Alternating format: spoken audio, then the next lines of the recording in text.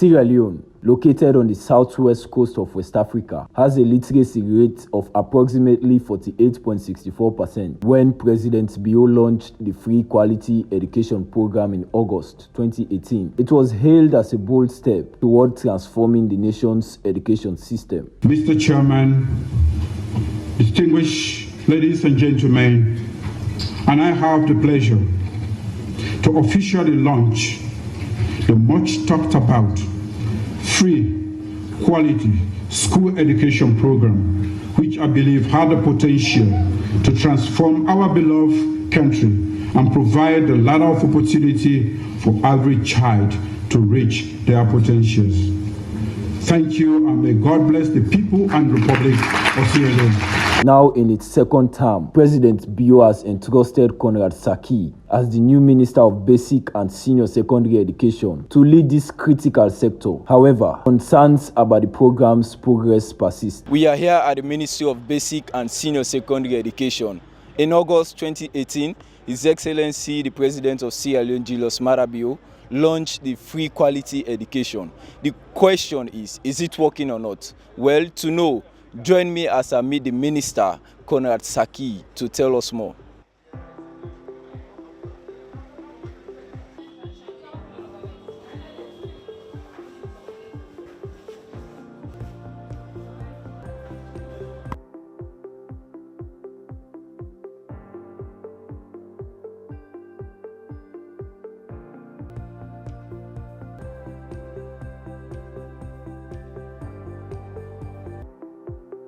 It is working. I personally think it's working. During the second term election, in the government's manifesto, there was a commitment to continue with free quality school education.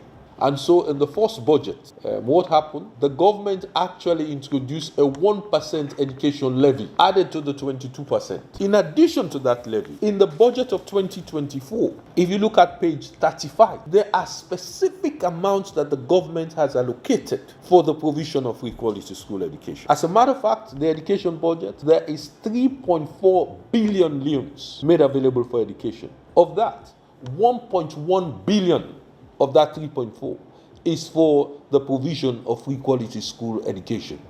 1.4 billion of that is in the payment of teachers. And in the mix, if you look at page 35, you will see provisions for teaching and learning materials. You will see provisions for school feeding. So all the components that have been, you will see provisions for free sanitary pads for about 250,000. So all the provisions I mentioned when I started off by defining the components of the free quality school education, you will see that there is provision, there is money in the budget for it. In my humble view, with that evidence that I've provided, I would say that the free quality school education is alive and kicking. David Moinina Senge, the first Minister of Education under this initiative and now Chief Minister, was a key figure in its early implementation. Efforts to secure an interview with him to reflect on the progress made during his tenure were unsuccessful.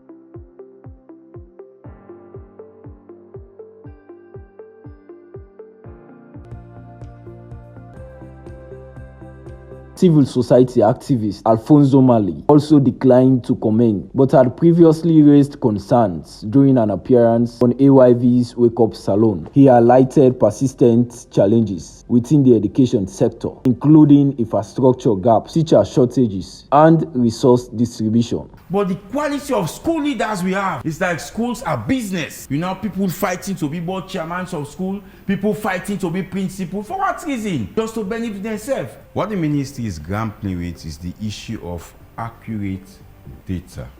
Now, if you critically look at the Education Act of 2023, Section 95 tells you that a pupil must have a national identification number issued by NCRA, and in turn, the Ministry of Education should issue a unique ID to every pupil.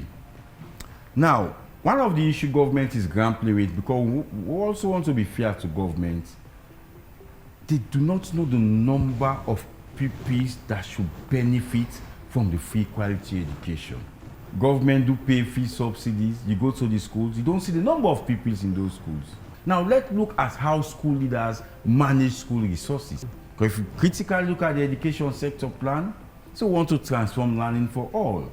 If we are to transform learning for all, government should meet its obligations. So you have government paying fee subsidies. So what schools are doing, they are inflating the numbers hugely. For instance, you go to school, they tell you that our gross enrollment rate is 800, it's 900. You do head counts, it's about 300. Whether you go to that school continuously for a week or a month, you will not even count up to 400. What they are receiving, 800 number of pupils. A subsidy, government is paying for 800 pupils. Where are the 400? This is happening in so many schools. And the Ministry of Basic Education, I'm saying this, they are responsible for this. Whatever corruption is happening in school, it's been done internally with some staff in the Ministry of Basic Education. How do the ministry ascertain figures that reach to the Ministry of Finance for payments? It tells you two things. A, they are not doing due diligence. Secondly, the annual census figure has been cooked.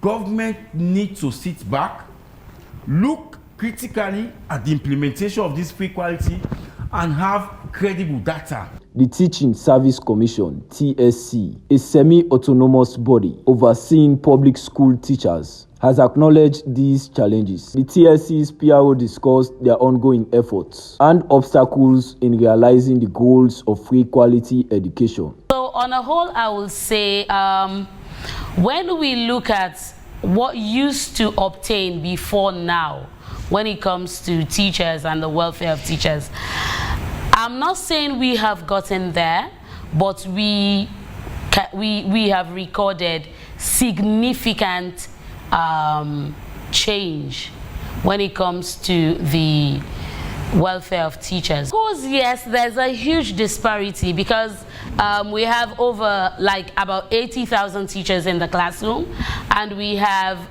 about 38,000 on the payroll, moving very, I'm sure by the end of this academic year we'll be boasting of about 40,000 teachers in the classroom and even above. Yes, there's huge disparity. Despite visible progress in areas such as increased school enrollment and improved facilities in some regions, systemic issues such as teacher training, equitable access and sustainable funding continue to hamper the program's success.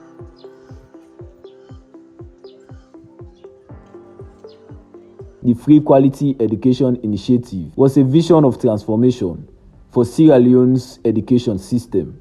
While strides have been made, much work remains to ensure its promises are fulfilled. For many, the question persists: will this initiative truly deliver a brighter future for Sierra Leone's children? George Batilu Powell, AYV News, Freetown.